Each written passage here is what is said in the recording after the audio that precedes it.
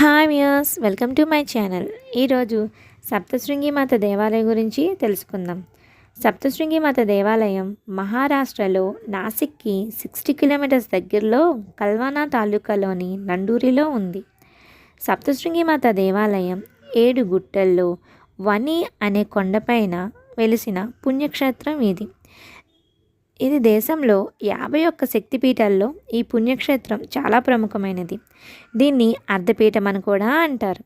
ఈ క్షేత్రం చుట్టుపక్క పరిసరాలు, కొండలు, గుట్టలు, కొండ అంచులు తాకుతూ వెళ్ళే మబ్బులు చూస్తుంటే చాలా ఆనందంగా ఉంటుంది. ఇంకా రైనీ సీజన్లో అయితే ఈ ప్లేస్ చూడడానికి చాలా అద్భుతంగా ఏదో లోకల్లో ఉన్నామా అని అనిపిస్తుంది. చాలా సుందరమైన ప్లేస్. ఈ ప్లేస్ని తప్పనిసరిగా విజిట్ చేయండి. సప్తశృంగి మాత లోక రక్షణ కోసం వెలిసిన దేవత. మహిషాసుని, భీమాసుని వధించిన తర్వాత ఇక్కడ స్వయంభూగా వెలిసినది. ఈ దేవతని బ్రహ్మకమండల దేవి అని కూడా అంటారు. బ్రహ్మకమండలం ద్వారా పుట్టిన గిరిజా మహానంది ఈ దేవి రూపంలోనే ఉంటుందని, అందుకే ఈ దేవిని బ్రహ్మకమండల దేవి అని అంటారు. ఈ దివ్యక్షేత్రం సహ్యాద్రి పర్వత శ్రేణిలో ఒక కొండపైన ఉంది. ఈ శక్తిపీఠానికి ఒకవైపు లోతైన లోయ, మరోవైపు చుట్టుప్రక్కల పచ్చగా ఆహ్లాదంగా అలరించే ప్రకృతి అందాలతో ఎత్తైన పర్వతాలున్నాయి.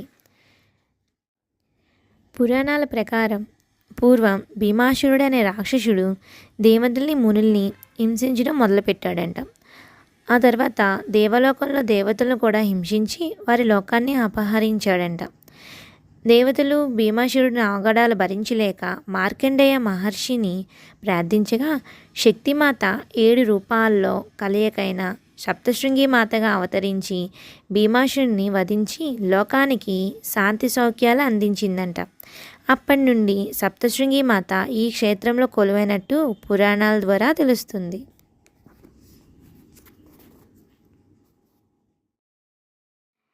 కొండపైన ఉన్న ఈ ఆలయం చేరుకోవడానికి స్టెప్స్, ఫర్నిక్యులర్ రోప్వే, ఇది ట్రైన్లా ఉంటుంది. కొండపైన చేరుకోవడానికి 1 మినిట్ అలా ఉంటుంది. అలాగే రోప్వే కూడా ఉంటుంది. ట్రైన్ ఎక్స్పీరియన్స్ అయితే చాలా కొత్తగా, చాలా అందంగా ఉంటుంది. లైఫ్లో ఒక్కసారైనా విజిట్ చేయాల్సిన ప్రదేశం ఇది. ఇక్కడికి సీతారామ లక్ష్మణులు తపోవనానికి వచ్చినప్పుడు ఈ పీఠాన్ని సందర్శించారంట. ఎంతోమంది దేవతలు తిరిగిన ప్రదేశంగా కూడా చెప్పుకుంటారు. ఇక్కడ ఈ దివ్యక్షేత్రం ఒక మనోహరమైన అనుభూతిని కలిగిస్తుంది. భక్తులకి ఎన్నో మధురానుభూతులు కలిగించే ఈ దివ్యక్షేత్రాన్ని ఒక్కసారైనా సందర్శించండి. ఈ సప్తశృంగి మా దేవాలయంలో ట్యూస్డే అండ్ ఫ్రైడే ఈ ఆలయంలో చాలా రద్దీగా ఉంటుంది. అలాగే హాలిడేస్ అప్పుడు కూడా కొంచెం రద్దీ ఉంటుంది. ఈ సప్తశృంగి మాత దేవాలయంలో చైత్ర అశ్విని నవరాత్రుల్లో ఉత్సవాలు జరుగుతాయి. చైత్రమాసంలో దేవి దరహాస వందనంతో ఉండగా నవరాత్రుల్లో రుద్ర రూపంలో ఉంటుందని చెబుతుంటారు.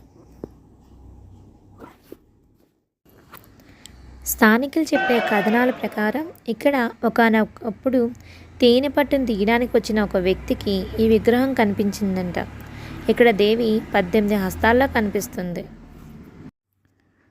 మహాకాళుడు, మహాలక్ష్మి, మహాసరస్వతుల సంయుక్త రూపమే సప్తశృంగి దేవి అని భక్తులు పూజిస్తుంటారు.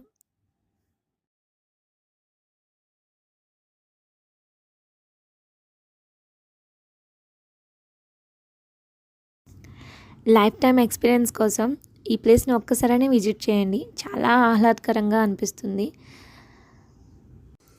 ఈ వీడియో మీకు నచ్చితే లైక్ చేయండి, షేర్ చేయండి, సబ్స్క్రైబ్ చేయండి. Thank you.